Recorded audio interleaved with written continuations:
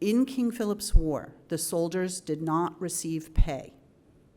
Their pay was what they could get for the captives they sold.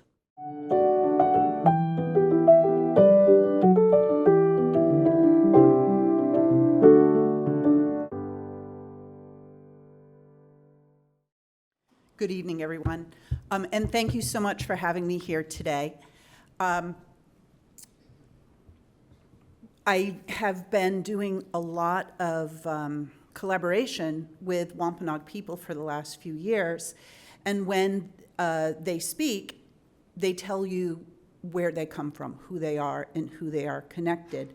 And I think when we're talking about Indigenous topics, it's important to know that about your speaker. So I am not Indigenous. My ancestors are 19th century immigrants from the Azores, from Quebec, and from Ireland. So when I started this work 15 years ago, I thought, ooh, you know, that's good. I'm objective, right? I'm not Native. I'm not a Mayflower descendant. That's good. And then you do the work and you realize that the Portuguese were among the chief enslavers in the early colonial world. And you realize that the French were occupying Canada and having many of the same issues with their first people as Mayflower descendants were having here. So nobody is really objective, right? We all bring our own history and our own experiences to the work. You're going to hear me say some historically accurate, in-context words today that I would not normally use in polite conversation, but their meanings are very specific, and I believe very strongly that it's important to use them in context during historical talks, because the different words meant different things in the past. They meant different things in the past than they do today. And if we don't understand that, it clouds our understanding of the history. So the other thing that's important is that the word's meaning sometimes changes locally. So all my work is based on Little Compton. So as I was thinking about this talk yesterday, I said, ooh, ask them a question. And it's going to be a true and false question. So true or false, Little Compton has always been a part of Rhode Island. And so following that vein, what was Little Compton a part of? Massachusetts, and before Massachusetts, Plymouth. So we share that with your community. All right, that was just a little aside. But in Little Compton, and at that point it would have been Little Compton, Plymouth, or Little Compton, Massachusetts Bay, Negro meant someone who clearly looked and was perceived by the community as being of African descent. Not mixed race, but African descent. Indian, sort of that same thing. Simply Native American, not mixed race. And for mixed race, we would have mulatto, which if you look that word up, the definition will often say a combination of a white and black, white and African. But in the 1600s and the 1700s in Little Compton, it meant any mix of races. So mulatto was the word that was used for Wampanoag people who had intermarried with either people of African descent or European descent. Mustee, the definition is part African American or part African, part Indigenous.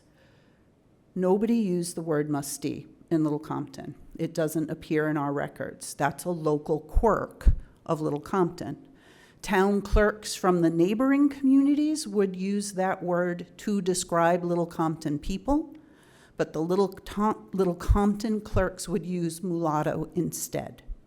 So it makes it a little hard to understand who is what, who has what ancestry, but that's what we have to work with. And the most important thing that I think I can share with you today about colonial language concerns the word black. In 1757, there's a smallpox outbreak in Little Compton, and a mixed-race family is impacted, and the town of Little Compton is taking care of them. And in the town records, they literally define what the word black meant at that time in 1757. And it meant anyone who was not 100% white. So if you were fully an Indigenous person, the town council would lump you under that black umbrella word. If you were fully of African descent, you would be black. If you had parents of different races, you would be black. So black is sort of this universal word at that time for people of color. So we had black people who were some non-European race, and we had white people who at that time were mostly English.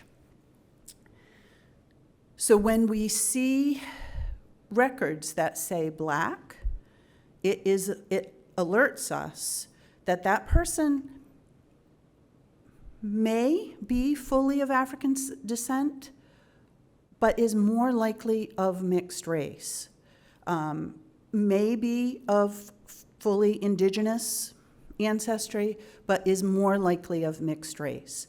And so that is a word that needs to be a big part of our research into Indigenous history. All right. And as I said, local. You know, Little Compton doesn't use mustee. Other communities very nearby did. So before Little Compton was Little Compton, it was Sakonnet, a village in what is now what is known to be the Wampanoag Nation. You can see the black arrow showing you where we are. We are across the river from Newport, Rhode Island.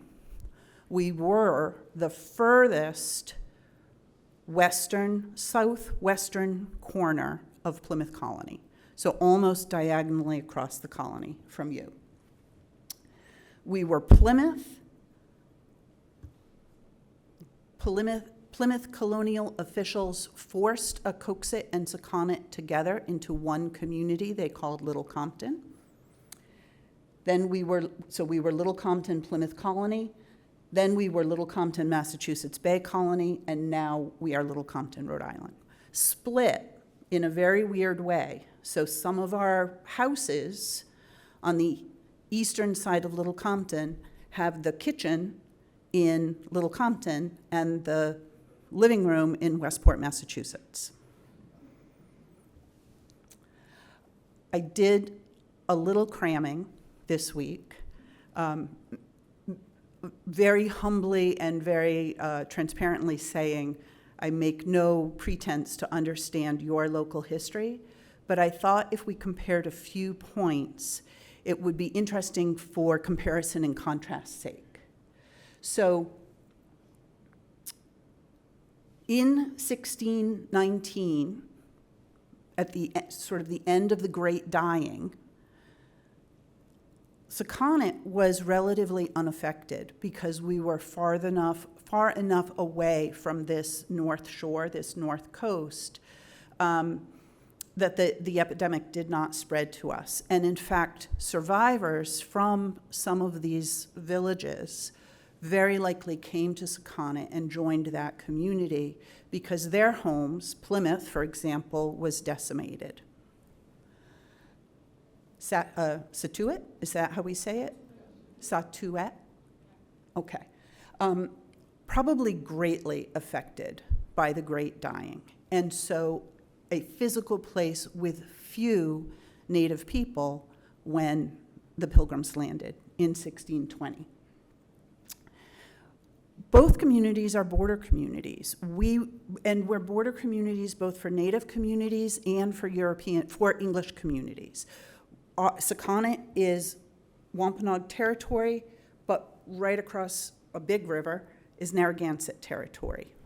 And from the little bit of work that I did, this area seems to be Wampanoag and Massachusetts, very close together. Same for English. We have always had actually these border disputes between the different colonies. Rhode Island has sort of always wanted us. And you were also very close to the border between Plymouth and Massachusetts Bay. So interesting similarities. And there is a historian, his last name is Dietz, and I'm having trouble remembering his first name. He wrote In Small Things Forgotten. But he has this great quote in there that says that border communities do not follow the rules. Their histories are very different because they have the different communities to pull from and kind of pick and choose the laws and the traditions that they want to follow. Wessagusset in 1623. I'm not sure if any of you are familiar with that story. It's something I've learned relatively recently. But 8 miles northeast of here was a second English colony called Wessagusset. And it was not doing very well. The men were stealing from the local Native community. And the records call them Massachusetts. They traveled throughout southern New England seeking allies who were willing to wipe out the English at Wessagusset and Plymouth together on the same day so that there would be no retaliation. Sakonnet is one of the communities that agreed to do that. So Sakonnet was not happy that the English was here in 1623. They formed an alliance with 8 other tribes in order to wipe the English out. Colonial officials heard about that plan, and they very brutally executed the plan's leaders, so it never happened. But from that point on, Sakonnet was considered a sworn enemy of Plymouth. Plymouth was always afraid of and concerned about what was going on in Sakonnet, and that continued right up until King Philip's War. That is one of the reasons Sakonnet was not settled until after King Philip's War. I am imagining that the Native people who lived in this community, and this is just an imagination, they were probably also part of that alliance to wipe out the English at that time. Sakonnet was fully Wampanoag during King Philip's War, with one exception. Benjamin Church had built a house there, a single English farm within a Wampanoag community. So when we talk about King Philip's War and Sakonnet, it is from a fully Wampanoag point of view. There were no English families to be attacked. All the Sakonnet homes, all the Weetus in Sakonnet were burned by the English during the war. Sort of the parallel to what I've just learned this week is that this area had a terrible attack where English homes were burned.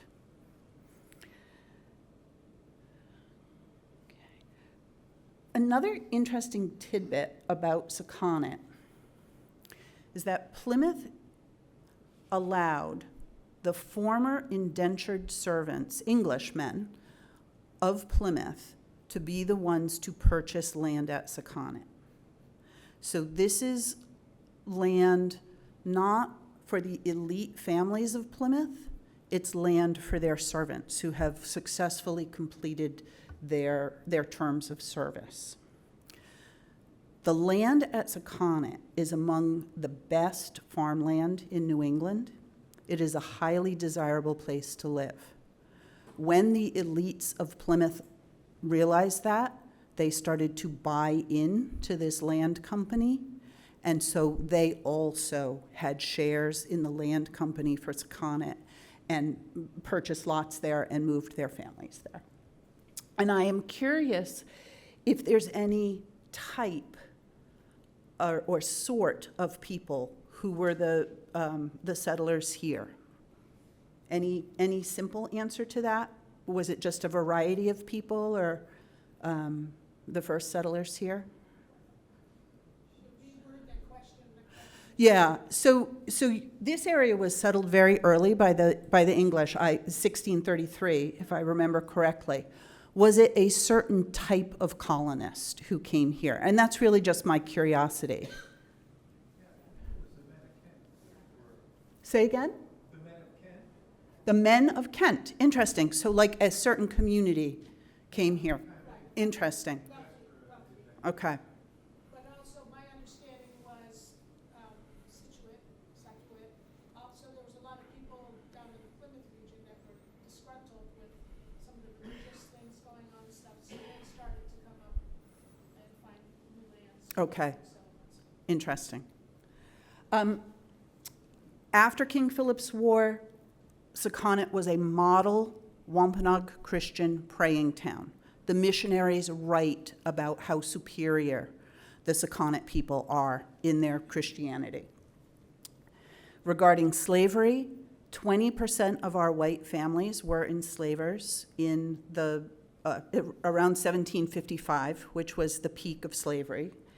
And through our research, we have found primary source documents that refer to over 200 enslaved people of African descent, indigenous descent, mixed race, men, women, and children. And I see on your website that you have some excellent information as well regarding your local history. Overview of Northern slavery in general. When I started studying this, I was a grad student at Brown, a late in life grad student at Brown, so it wasn't terribly long ago. And this work started as an interest in the lifetime enslavement of people of African descent. That's what I was focused on. And I started my research. And I very quickly learned that it is impossible to separate African slavery from indigenous slavery in New England, because the two go hand in hand to the point of enslaved Africans and enslaved Wampanoag people living in the same household. It is also impossible to separate lifelong slavery from slavery for a term, which is an old-fashioned way to say indenture. And so it's really helpful to look at those two things together. So in that broader lens, we did our research. The first thing that we learned is that the old histories of slavery in New England, and in many cases secondary sources, absolutely cannot be trusted. The authors had an agenda to create a view of New England as the free white North, in contrast, the good free white North, in contrast to the bad slave-owning South. So they talked about slavery as though it was very brief and very minor and much, much better than slavery in the South. We actually have a history that says our slavery was much, much better than South Kingstown, Rhode Island. So we're not even comparing ourselves to the South. We're saying we're better slave owners than our neighbors in Narragansett. Yes. Well, we weren't. It's a myth that especially the writers of the 19th century tried to promote to create this image of the North being better than the South. But the research shows that we were bad.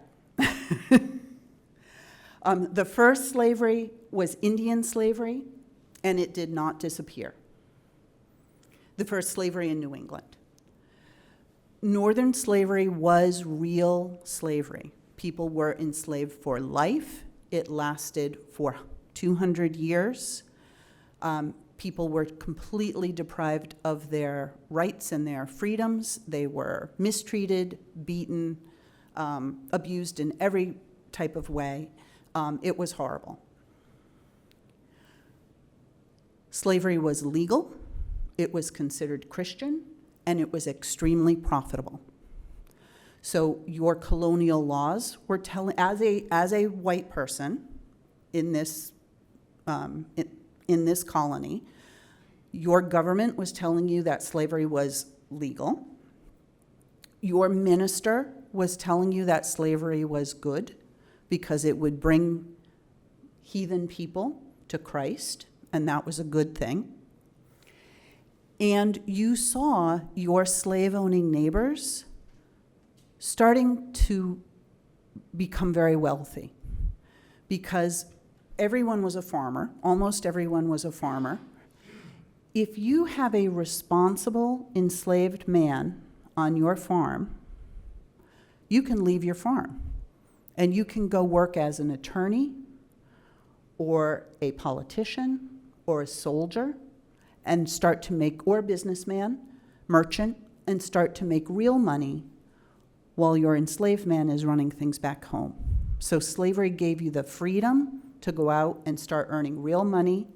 And for women, it was the same. If you had an enslaved woman to help you in the household, you could do more profitable work. And from everything I've seen, women in New England did not live lives of leisure. They worked, but they wanted to work in a way that would bring their family money. They wanted to spin, they wanted to weave, they wanted to make butter and cheese. They didn't want to wash clothes and cook meals and watch children because those things didn't bring money in. So you had your enslaved woman do the things that didn't earn money so you could earn money for your family. The slave trade was even worse than we can imagine, and there are plenty of books on that subject. One difference between Northern slavery and Southern slavery is that Northern slavery did have a more balanced view of enslaved people as both people and property. And an enslaved person in the North had some few more rights than an enslaved person in the South. They could testify in court. Sometimes courts ruled in their favor. And we have a few examples of slave owners giving their enslaved people really significant choice and agency of their own lives. And that happened less in the South. The treatment varied from household to household. If you had a compliant enslaved person and a kind slave owner, life could proceed in a fairly peaceful way. If you had a cruel slave owner and a resistant, angry, justifiably angry enslaved person, life would be torture every day. So from household to household, people had different experiences. Enslaved, we see it over and over again in the records, enslaved people longed for freedom, and they did a lot of different things to try and acquire their freedom. And in our records, about 5% of enslaved people were able to negotiate for their freedom and become free during their lives. Once they were free, that did not mean equal in this colonial community. They were dramatically discriminated against, not able to own land for quite a while, just treated as second-class citizens.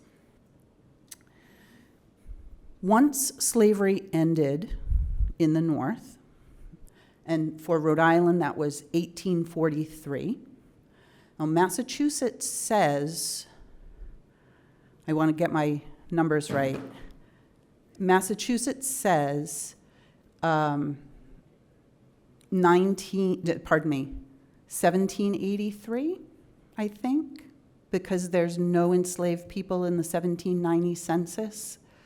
But there's really good evidence that the 1790 census was falsified. So it died out around that time.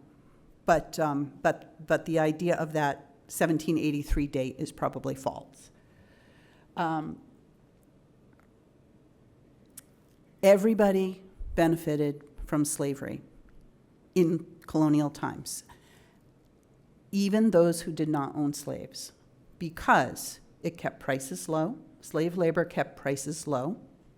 Slave labor built public buildings and roadways that everyone benefited from.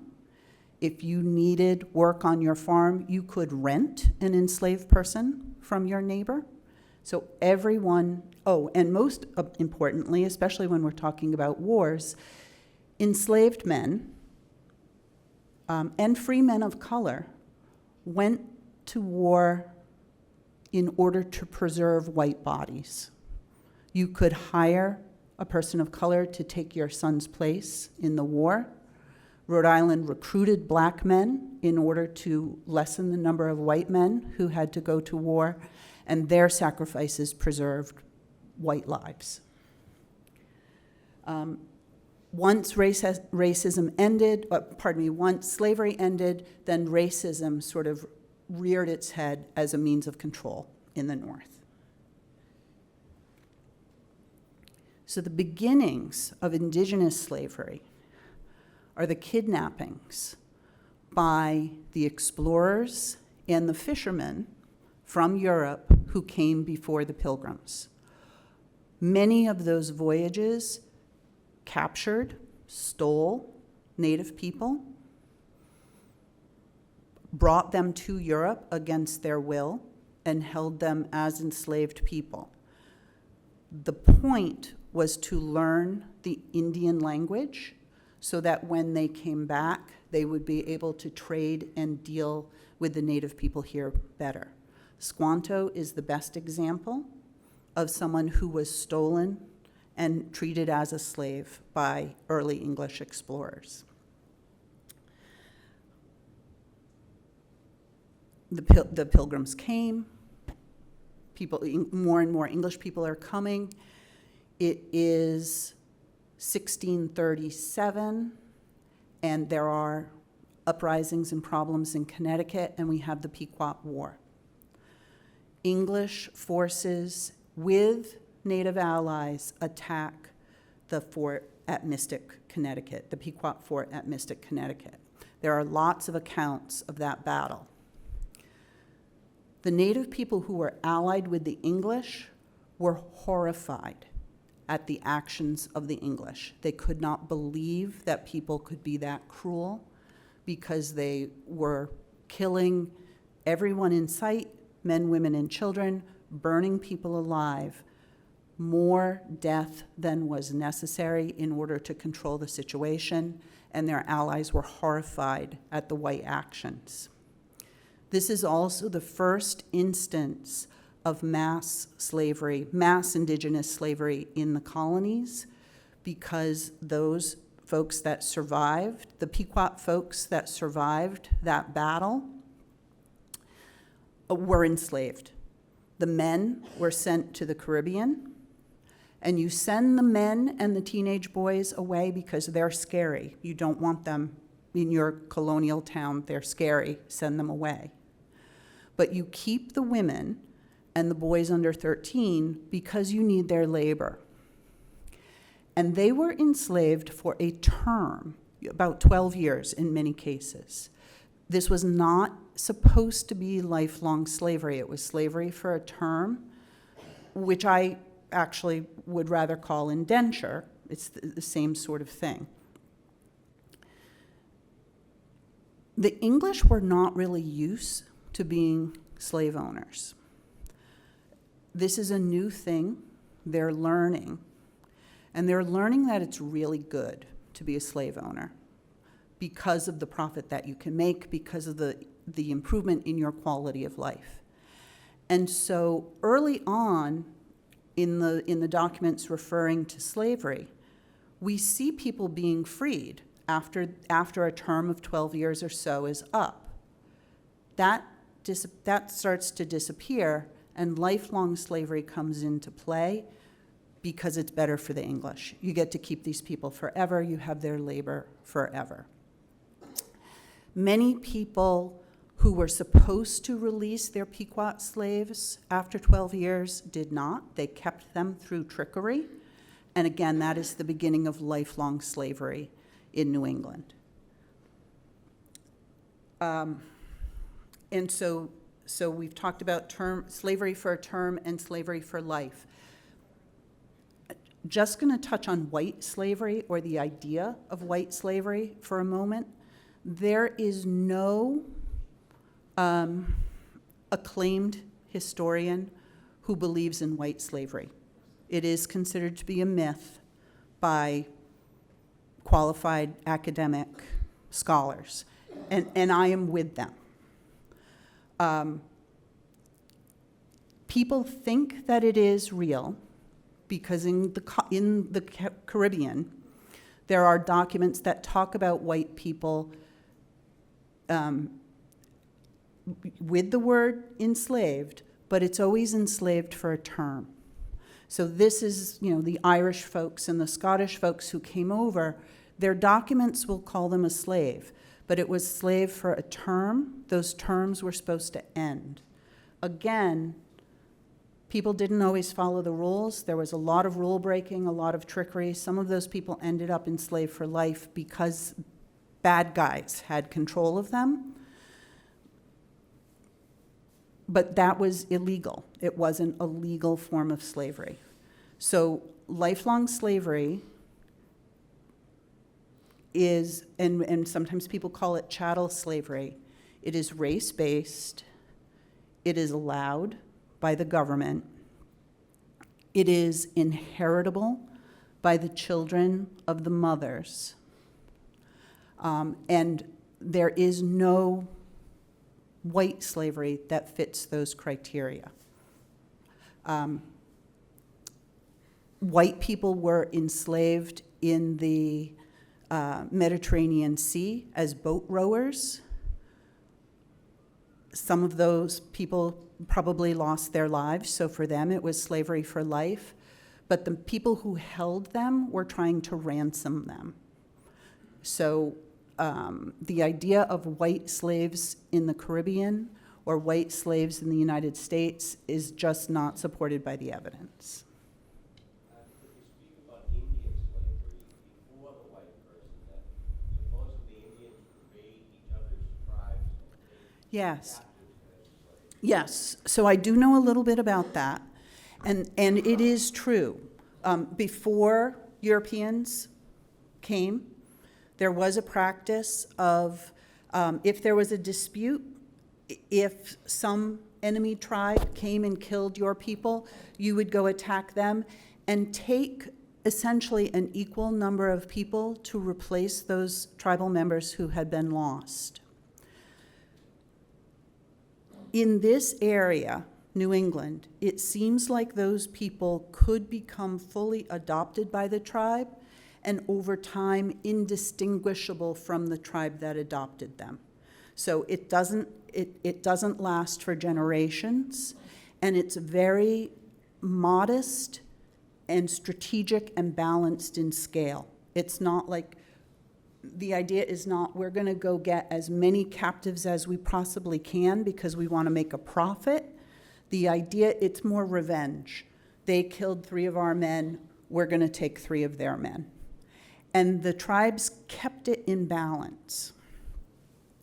And that goes to the idea of the tribe's horror at the attack on the Pequot fort, because it was excessive. It wasn't that strategic balance of we're going to cause just as much harm as we need to in order to get our way. It was overboard. Later in King Philip's War, Uncas talks about the enslavement of Native people as being overboard. The English are going overboard. They're used to slavery. They're used to capturing people. They're used to keeping them in their tribes, but it was moderate and modest, and they were shocked at how the English ramped it up to this, in their eyes, extreme level. Now, I have also read a book, Brett Rushforth, who writes more about the Great Lakes region. Those tribes seem to have a form of slavery that was very harsh, including teams of sex slaves who were given unique haircuts, so everyone in the community knew who was who. So we have different things going on in different regions. New England, pre-colonial slavery seems to be revenge-based and small in scale to replace people who are lost from your tribe.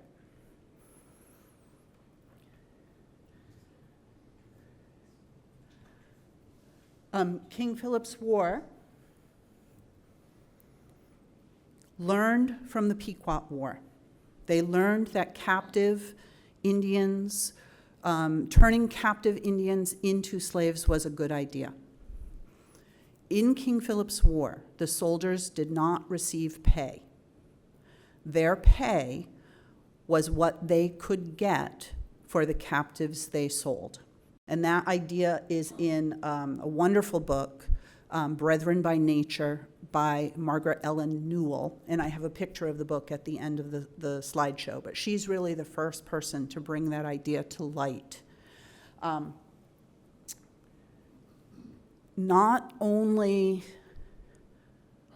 soldiers, enemy soldiers, were captured and sold, but men, women, and children, Wampanoag men, women, and children who surrendered to the English were also sold into slavery. And often this was to the Caribbean. Local Native people knew that being sent to the Caribbean was a death sentence. They were petrified of it. And again, it was typically the men and the boys who were sent to the Caribbean. The men and the older boys sent to the Caribbean, and the women and the younger boys kept here as laborers. I have a slide that talks about how Benjamin Church was involved in that slavery in just a moment. So the threat of slavery, that fear of being enslaved, was a highly motivating force that made Native sachems make decisions to join the English in order to protect their people from slavery. Awashunks is the female sachem of Sakonnet, who is best known during King Philip's War. Awashunks tried very hard to stay out of the war. Benjamin Church thought she agreed to ally with him at the beginning of the war, but nothing ever came of that. She essentially stayed at home, stayed neutral. The English came, burned all of their homes. They had to leave. They went to Narragansett. They were in the Great Swamp Fight at Narragansett, where again, women and children are burned alive in the fort by the English, and those survivors that were captured were enslaved. They spend the winter near Wachusett Mountain. They come back to Sakonnet. Awashunks and Benjamin Church, and if any of you ever read The Mayflower, Philbrick does a nice job describing this scene. But Awashunks and Benjamin Church meet at Treaty Rock in Little Compton. Awashunks thinks Benjamin Church is going to poison her. She secretly brought a bunch of warriors who rise out of the grass and surprise Benjamin Church. He negotiates with her to get her to join with him. We'll go back to this slide for just a moment. This map was drawn by the Reverend Ezra Stiles. He was the Reverend in Newport, and he really studied Native people. This is the best count that we have of the size of the tribes. So above us is Tiverton, Rhode Island, and he says not above 300 men. Sakonnet is below at that black arrow, 500 warriors. Philip has 400 men. So we have to remember Sakonnet was willing to annihilate the English in 1623. The English still refer to the Sakonnet as sworn enemies in 1671. They know that they have 500 warriors right before King Philip's War. They want those men as allies, the English want those men as allies, not enemies. Awashunks was not the only sachem of the tribe. Her brother, Takamona, was an equal sachem. He does not appear in the records very often. We did not know about him until very recently. Takamona allied with Philip. He took some of the Sakonnet men, and those Sakonnet men were Philip's allies fighting the English.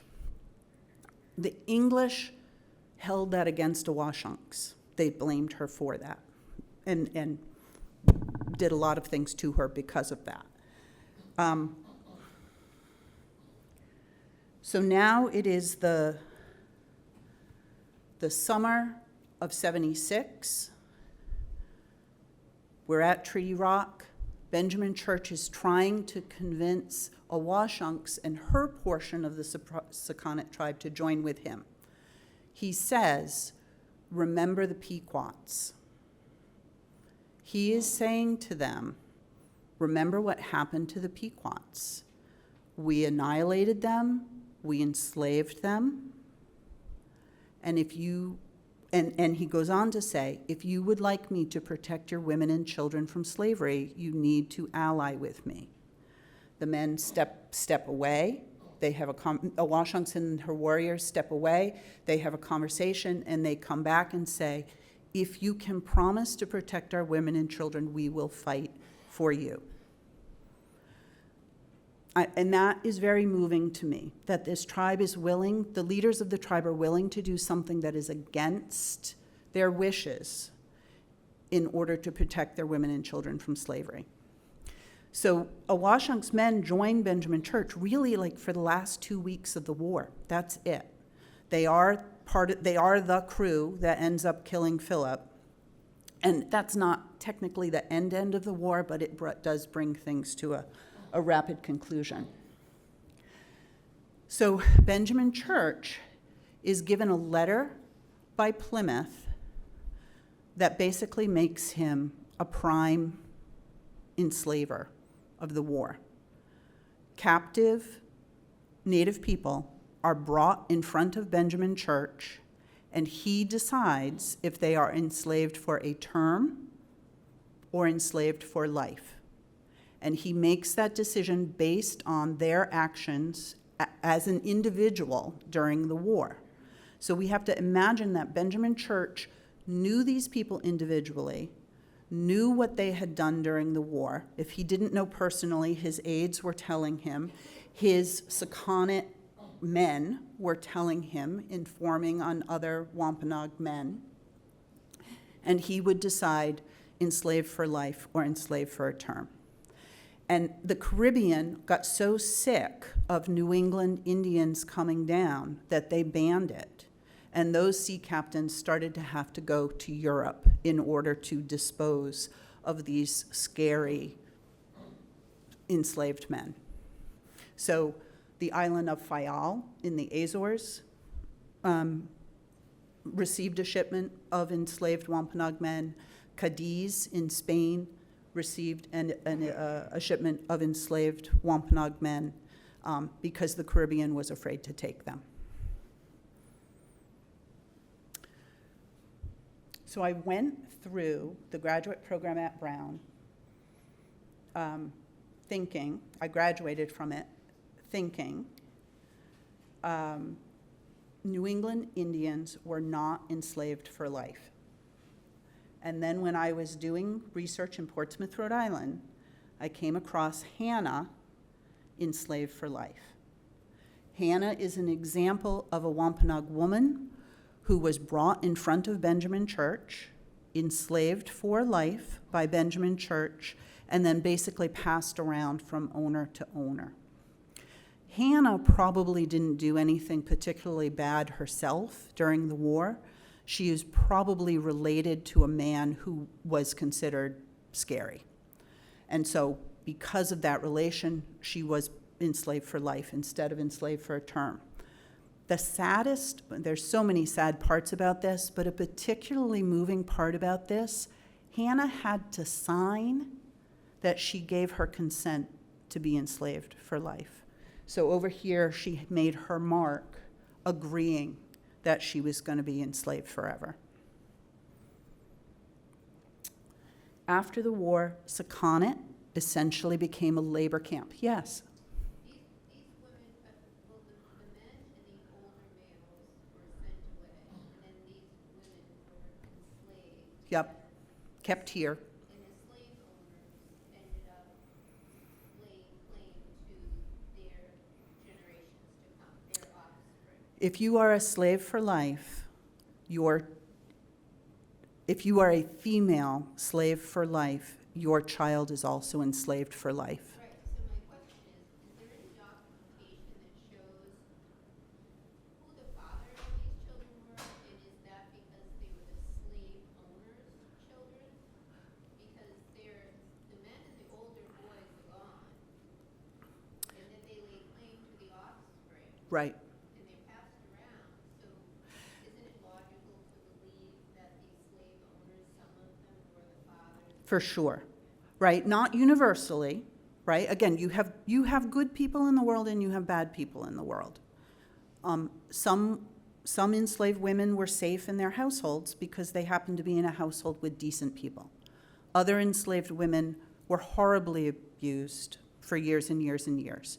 So, and we do see a mixing of the races, and I have 2 examples in Little Compton where white men claim native grandchildren as their grandchildren. So we know that it was happening. So just to carry that question through a little bit, who are Native women having babies with many of the men being gone? The Wampanoag allies remained. So the Sakonnet men remained. Some Pocasset men remained. Martha's Vineyard stayed neutral. The Martha's Vineyard men are still here. So there's still a decent number of Wampanoag men around to have children with Wampanoag women. That's one thing. We also see enslaved African men marrying Wampanoag women, marrying Native women, for lots of reasons. But one of the best reasons is that is a way to get your freedom. It breaks the generational cycle of slavery, because if you marry a free Wampanoag woman, her children are free. So now this enslaved man's kids are automatically free because he has a Wampanoag wife. So that's an excellent thing. We also see these women working and earning money to buy their husband's freedom. So one of the smartest things you can do as an enslaved man is to marry a free Indigenous woman, because your children will be free and she will help you get your freedom. So we see Wampanoag women having Christian marriages or informal marriage, traditional marriages with African men, with the Native men who were allies and are still here, and as the result of abuse by white men. After the war, Sakonnet is a labor camp. The Eastern expeditions were military excursions up north to Maine and Canada. Part of the deal with Benjamin Church and the Sakonnets is that they had to promise to continue to be his soldiers in the future. So they were obligated to go on these Eastern expeditions. And on each of these Eastern expeditions, again, the men, English and Native, are not paid. The only money they get from this is from selling their captives.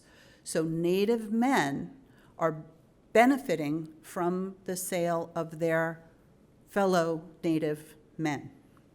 English men are benefiting from the sale of these Native captives. Joab the Sakonnet, fabulous records about him in the court documents. Constant Southworth came to Little Compton, it was Little Compton in 1703, came to Little Compton in 1703 and recruited 10 Sakonnet men, including Joab, to be salvage divers on a ship in the Caribbean. They went to the Caribbean. They were attacked by pirates. Joab jumped overboard.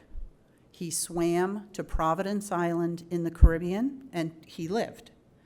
He found a boat to Long Island, and from Long Island, he came back to Sakonnet.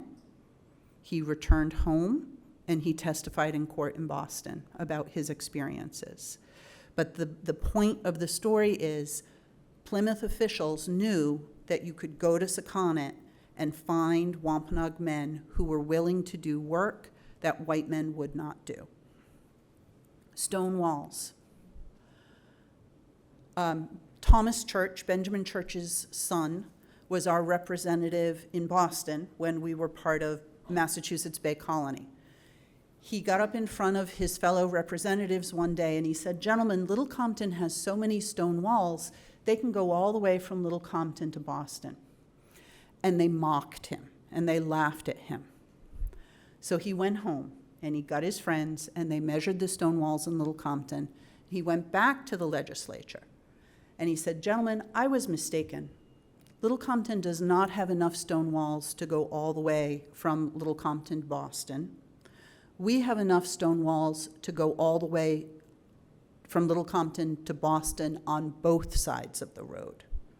So they had 120 miles of stone walls in Little Compton in the early 1700s. Now, the man who wrote this story, Ralph Waldo Emerson's father, is the man who's telling us this Sakonnet Walls story, went on to say, if the Indians building the stone walls did not work quickly enough, they were flagellated, right, or whipped. So this is forced labor to build Little Compton's stone walls.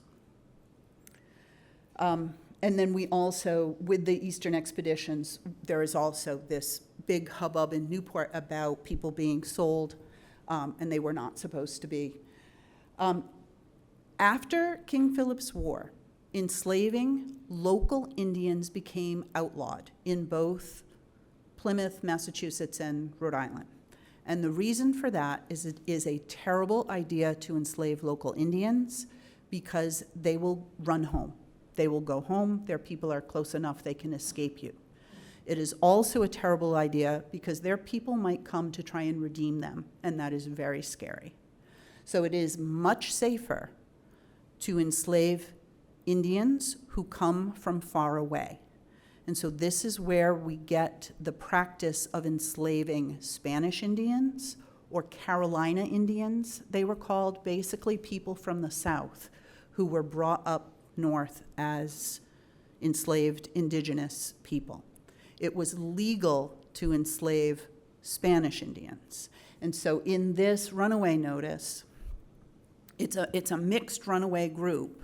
One man is described as an Indian, but the slave owner makes sure that his neighbors know that he was born of a Spanish Indian, so that everybody knows that it's okay for him to enslave this man because of those southern roots, those Spanish roots. We have Native people and people of African descent all living in the same household under different types of bondage. Slaves for life, slaved for a term, and we can see Indian boy Juan Francisco, he definitely has a little Spanish flair to his name there. So slavery is lifelong, inherited through the mother, and it is limited to people of color. Indenture is temporary, not inherited by your child, governed by a contract, and the governing body is supposed to protect you. Make sure that that contract is honored. That did not always happen, but that is what was supposed to happen. They can be voluntary or forced. After King Philip's War, after land was purchased from the native folks at Sakonnet, it was much harder for the Sakonnet Wampanoag people to make a living in the way they used to make a living. They really had to work for English farmers. And so a Wampanoag man would make a contract with an English farmer for 3 years or 4 years or 3 months or 4 months for a certain amount of money. And it was a work contract, and it was a voluntary thing. Forced is when the town of Little Compton thought that especially a child without a father might end up costing the town tax dollars. They would bind out that child to a local English family for money, basically sell them to the highest bidder. And that happened to children around the age of 8. That child would have to work for that English family, the girls until they were 18, the boys until they were 21. The boys were taught to read and write and do arithmetic to the rule of 3, which is basically 8th grade algebra. The girls were taught to read. And that was not a native thing, that was a gender thing. English girls were taught to read. It was pretty rare for an English girl to be taught to write or do arithmetic. That was reserved for boys. Indenture is for people of all races. Poor white children were indentured in Little Compton. Drunken white men were indentured in Little Compton. That was for all races. Higher percentage of Native kids were indentured than white kids, though, just because their families were poorer and more at risk. In the records, indenture and slavery can be very confusing. This is Edward Richmond's probate document. It shows his property included 3 Indians, Peter Awashunks, who was the Sachem Awashunk's son, Amos, who is Awashunk's very unknown son by her second husband, Wee Wee Tewayet, and then a 3rd Indian man, a 3rd Native man, John Ahamo, who I don't know much about. These men are indentured. Edward Richmond owned their time. He did not own them as for life. This is what their time left in their indenture contract was worth £3. Voluntary indenture, we see a lot of Native women finding what they think are good homes for their children to work in and to be indentured in. It was a source of money for the mom.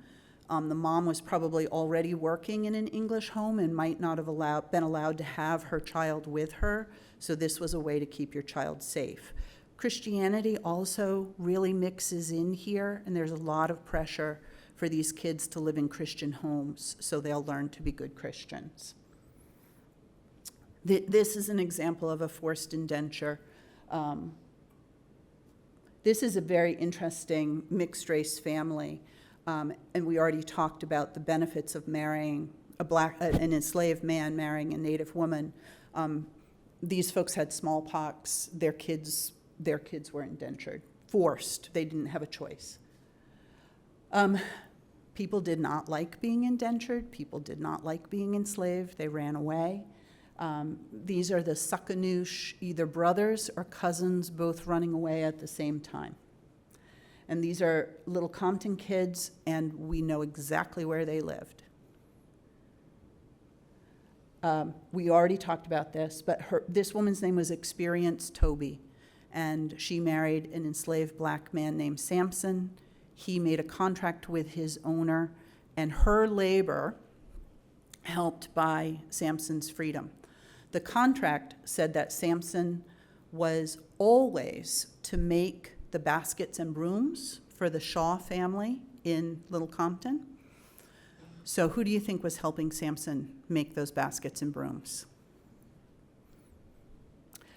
Fal Solomon, and this is my last slide. Fal Solomon was a Wampanoag girl who lived in Little Compton, we think near the Indian Meeting House on John Dyer Road. In 1757, a man named Moses Suckanoosh came back from the French and Indian War, and he brought a terrible disease to the Wampanoag community in Little Compton. Spread through the community. Fal's mom died. Fal was sick. In my historical society is located in the Wilbur House Museum, a 325-year-old farmhouse in Little Compton. In 1757, Dr. William Wilbur was the head of the household. He treated the Native people who were experiencing this epidemic. He brought Fal home, and she was nursed back to health by the Wilbur family in the house that I work in. The following year, Dr. Wilbur went to the town council and said, I have spent 60 pounds taking care of this little girl. I'd like to be reimbursed. And the town council reimbursed him. In Protestant New England, everyone, and I'm going to say Little Compton, right? I don't know if this happened in Norwell. I know it happened in Little Compton. In Protestant, colonial Little Compton, you did not do charity for nothing, because Catholics did charity for nothing in order to buy their way into heaven, and that was very sinful. And so we do not want to be sinful like the papists. We want to be good Protestants, and so we will be reimbursed for our charity. And the town paid everybody for every blanket they gave, every mouthful of food they gave, they got paid for. So the town said, okay, we're going to pay you the 60 pounds, but now she's a healthy 8-year-old. She can work for her keep. So we're going to indenture her to you. So Fal was indentured to Dr. William Wilbur and his family. So Fal, for the next 10 years, was obligated to work in the Wilbur house exactly where I work. The Wilburs had to feed her, clothe her, suitable for an apprentice, which meant her clothes only had to be good enough for a servant. They didn't have to be fancy clothes. Get her medical care if she was sick, and that was great because they had a doctor in the house, and teach her to read. When she was 18, she was free from her indenture, and like every other indentured child in Little Compton, she would be given a new suit of clothes from her head to her toe and a new Bible. And she would leave the house with those things and have to make her way in the world. For years, I could not find Fali in the records after her indenture. About a month ago, I think I found her, and it gave me shivers when I saw the name. But in the journal of the Baptist minister who worked in the Little Compton area, he's having conversations with Fali Whedon. Whedon is a white family in Little Compton, wealthy white family in Little Compton, who had Native servants in their household.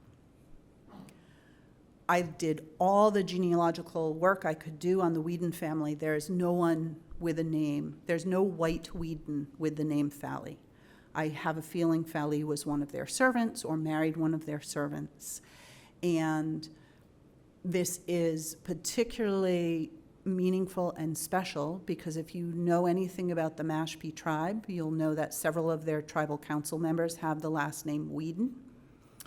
There was a gentleman who went by the name Tall Oak, who has passed away, whose last name was Whedon. And he kind of thought he might have a connection to Little Compton. And at the time, I couldn't help him with that. He has passed away. I hope he knows this connection now, but it wasn't something I was ever able to share with him. Tall Oak Whedon has an essay in this book, Reconnections, which has been our work at the Historical Society for the last 2 years, collecting the experiences and the knowledge of Wampanoag and Narragansett knowledge keepers on subjects like the repatriation of the bones of their ancestors, the Indian rights movement, making canoes, building houses, pottery, all sorts of different areas of expertise, and there's also about 30 works of art in the book. I love this book. I was the editor. You do not hear my voice in the book except for the first 2 pages in the introduction. This is all the voices of Native people. And if you aside from Tall Oak, currently living Native people. So if this interests you at all, there's some in the back. My husband will take your $20 if you are interested, but I also donated one to the library, so you don't have to spend a dime, and you can still look at the book if you would like. But a lot of the work that I do, is to get stories like Fal's story out into the public and have her and her people be remembered. So when you come to the Wilbur House Museum, and there are free passes in the back for you to come visit us at the Wilbur House Museum, we bring you to a room that we think may have been Fal's sleeping quarters, and we tell her story as part of the story of the whole Wilbur House. And if you go outside, we have a brand new exhibit that tells the history of the Sakonnet Wampanoag people called A Washunk's Garden, and that tells Fal's story as well. And we're working with some Native artists so that there will be a sculpture of Fal in the garden starting in July. So a lot of work to try and honor this little girl who had no choice except to work in the place that I happily and lovingly work every day. And that is the books. If you would like to learn more about Indigenous slavery during King Philip's War, there is nothing I can recommend more than Margaret Ellen Newell's book, Brethren by Nature. Lynn Fisher was my professor at Brown. His brand new book is coming out in April on Indigenous slavery across the whole country. Lynn will probably win awards for this book. Our book on slavery and freedom in Little Compton is 10 years old now and almost out of print, but it is thoroughly in the library system in Massachusetts, so you should be able to borrow a copy, and we have 5 or 6 copies left at the office. And then our newest Reconnections book is available, and I highly recommend. It's nice to hear other voices sometime.